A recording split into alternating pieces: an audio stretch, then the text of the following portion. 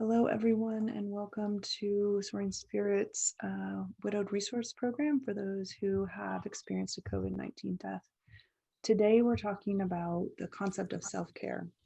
So, first of all, I want to tell you all that when people sometimes say to me, still to this day, that you really need to engage in some self care, I legitimately would like to roll my eyes. So, if any of you are feeling like rolling your eyes at me right now because I'm talking about self care, you're welcome to do it. And the reason I want to say that is because so often self-care is sort of a catch-all, right? Like people say, well, oh honey, you should take care of yourself, or make sure you're doing some good self-care. And so while it has become sort of a catch-all phrase for a general sense of wellness, you think that that can be painful for people who are grieving. The idea that there's a general sense of wellness that you're supposed to somehow find through avenue called self-care can be painful, can be irritating, can make you angry. And so I thought I would start today with talking a little bit about what self-care is not. So self-care, first of all, is not a solution. Self-care is not going to solve the problem that we are facing today, right? There is no solution to the fact that our people are dead. And self-care is not intended to solve anything. So I just want to say that so that you don't have the sense that we're just saying self-care as a way of perhaps creating some kind of solution for you. It's not that. So I want to make sure that you feel confident when, thinking about self-care or engaging in the thought process of how might I take care of myself, that the goal is not to solve a problem, but rather to provide comfort. That is the goal of self-care in this arena, in the grief arena, is to provide comfort. So it's also not a waste of time. I know you don't have a lot of time or energy. I know that there are probably a very long list of things that you think you should be getting to that you're not right now. And there's probably another list of things that are critical that you must get to that you're trying to drum up the energy to deal with. And then there's a whole nother separate list of things that you might actually like to do, but you just don't have the energy for. So for me to say to you also, could you please put self-care on your list? Again, I understand why you might roll your eyes at me. And so it may sometimes feel like self-care is a waste of time if you're looking at a long list of other things that have not had the attention, the time, or the energy, you've not had that available to deal with them. But here's the secret about self-care. Self-care is a way of providing yourself more energy. It's a way of addressing some of the symptoms that may come up for you about grief. For those of you who were with us last week, we talked a lot about how trauma is played out in our bodies and the unique ways our bodies tell us when we've had enough. Well, self-care is kind of the band-aid for that. So, along a band-aid, what's the purpose of a band-aid, right? It's to cover a wound, it's to help to facilitate healing of that wound, it's to keep it clean, right? It's to help it get a break from any additional trauma. That's what self-care is. Self-care is a band-aid that helps give whatever place you're putting that band-aid a little bit of a break in order to be able to facilitate healing. So the last thing I want to say that self-care is not is selfish. So when your list of things includes taking care of other people in any way, or animals, or anything that is not you focused, then it may feel like redirecting your energy, your time, your effort to yourself and your own needs. A lot of times people will say, oh, that feels so selfish to me. So being able to be selfish and to use self-care as a way of taking care of yourself is not selfish in the classic definition. Self-focused, right? And sometimes in grief, we absolutely have to be self-focused because we have people all around us who don't know what to do with us. We have a million jobs and responsibilities that need addressing. We have our own complicated feelings around the grief that we experience. And I want to say for this group in particular, you also have the ways in which the world is dealing with COVID-19 still. And so this ongoing conversation that happens all around you all the time is only something you can control to a certain extent, right? Even if you turned off every TV, every radio, even if you walked around with blinders on, I feel like somehow the COVID-19 world would get in because it is so prevalent in your day-to-day life. And so that just says to me that a level of self-care and a level of self-focus, right, is not about being selfish, like I'm the only one in the world, I'm the only one that matters. It is instead a matter of self-preservation, right? Self-care and self-preservation. And so I noticed that one of the things that's coming up in the chat is motivation. And I totally get that. So when we're talking about these long lists and I'm saying, how can we engage ourselves in self-care? And the question becomes, well, how do I even get motivated to take care of myself? And that's what I want to talk about today. I want to talk about the fact that there's a lot of different ways to take care of yourself. And some of the ways that you could provide yourself with that additional attention in the form of self-care may not look like self-care at all. So let's talk a little bit about what that is. Well, actually, let me back up. So the three things, just to reiterate, what self-care is not, it's not a solution. I promise you it's not a waste of time, and it's definitely not selfish. But what is it? It is a facilitation for healing when you are any kind of experience. If you're exhausted, if you're not sleeping well, if you're suffering from a lack of motivation, if you're extremely sad, if you are angry, like no matter what you are feeling in this moment or any moment forward or back of it, there is an opportunity to do some self-care around whatever you feel.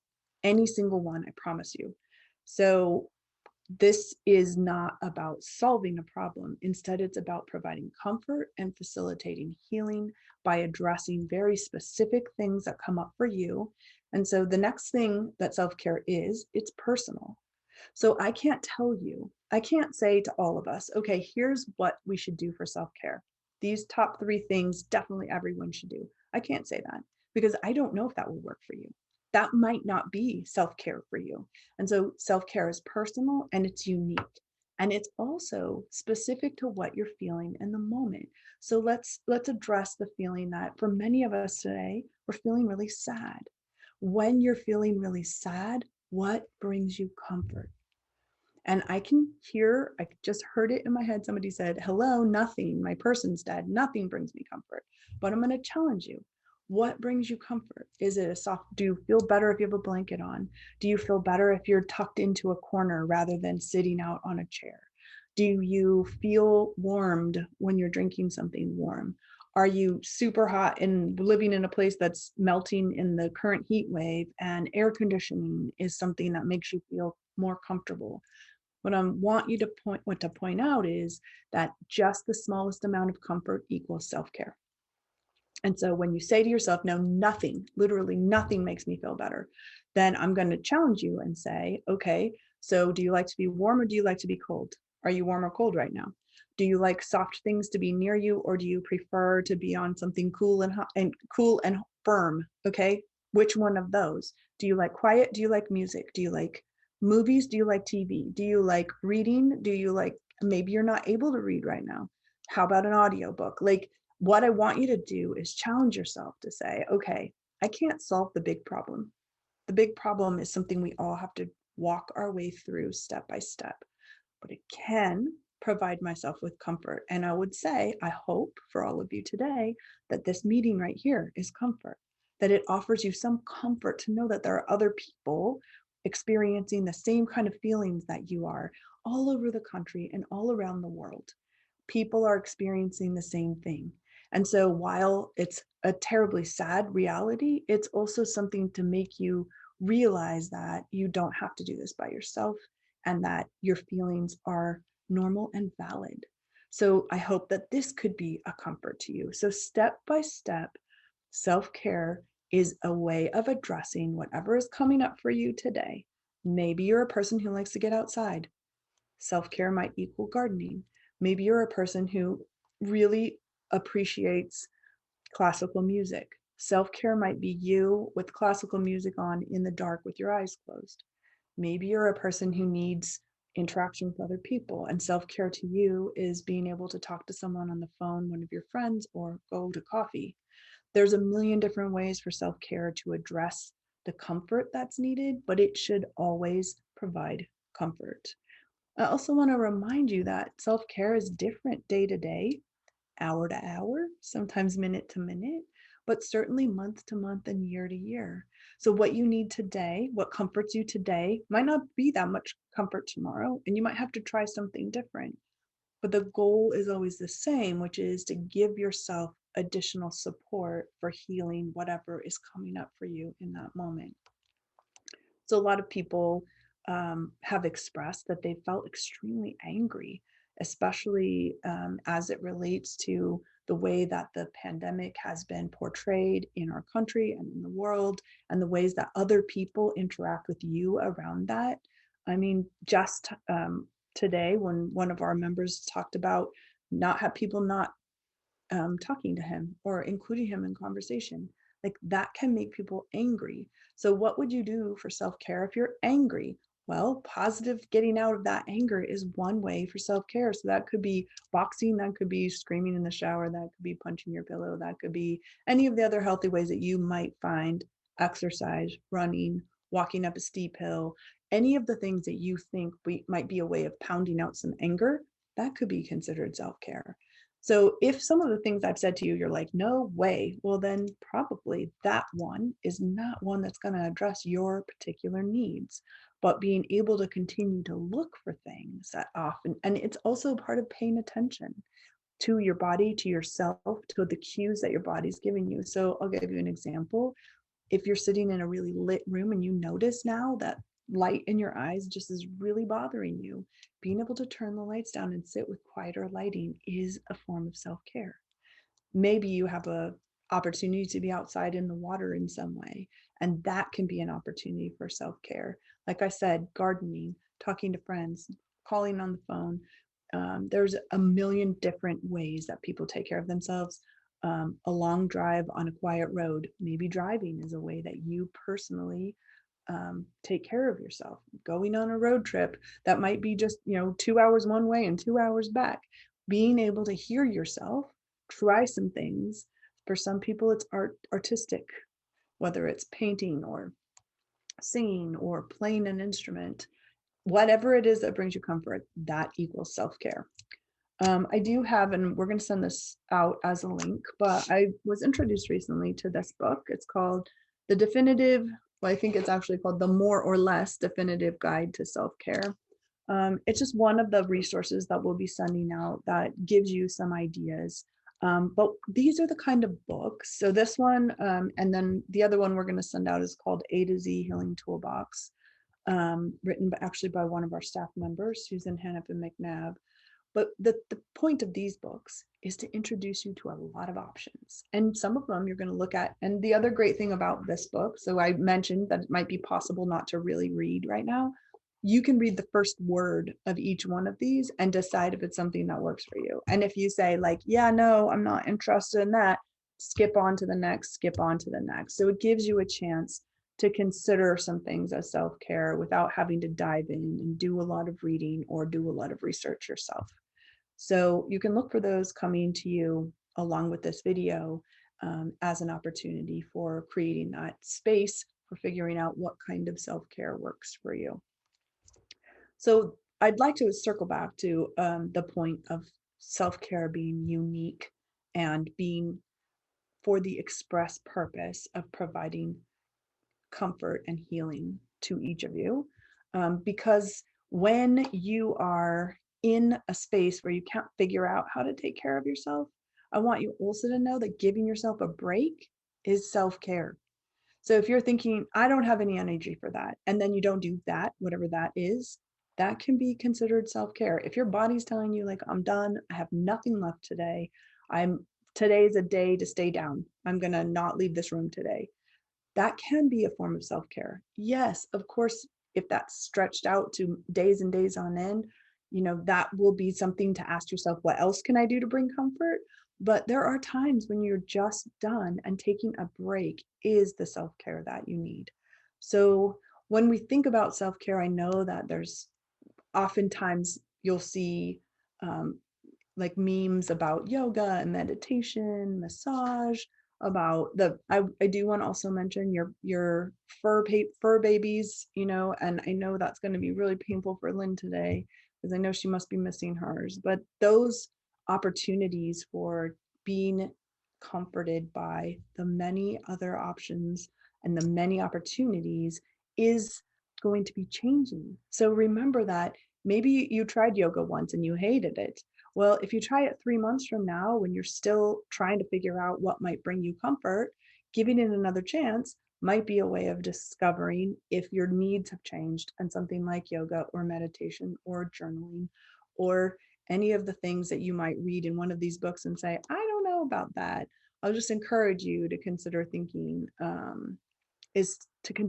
of another way of caring for yourself and trying out a few that maybe you haven't tried before in order to know whether that might actually be helpful.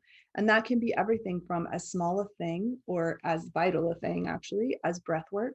And so I know sometimes these words are like, yeah, I'm going to breathe, and breathing somehow going to make me feel better. And here's the truth: breathing does and can make you feel better. And so, even though it might feel cliche and it may seem too simple to work, giving some of these things a try is a way to be able to help yourself manage some of what might be panic attacks, other, deep sadness, the exhaustion that comes along with grief. I want to confirm for all of you that exhaustion in grief is normal and expected. Your body is dealing with the most strong emotions, maybe the strongest emotions you've ever felt in your life. And then on top of that, you're dealing with all of the extra responsibilities, whatever feelings of loneliness, missing of your person, all of those things kind of coalesce into this really difficult emotional burden.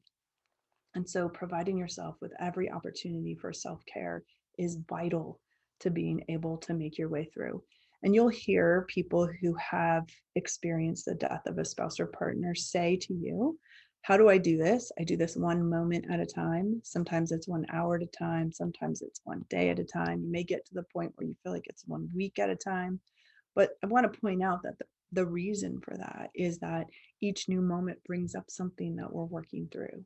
And so self-care also needs to be administered, sometimes 1 minute, sometimes 1 hour, sometimes 1 day, sometimes 1 week at a time, in order to address the fact that grief is doing the same. So I want you to think of self-care as sort of a counterbalance to grief.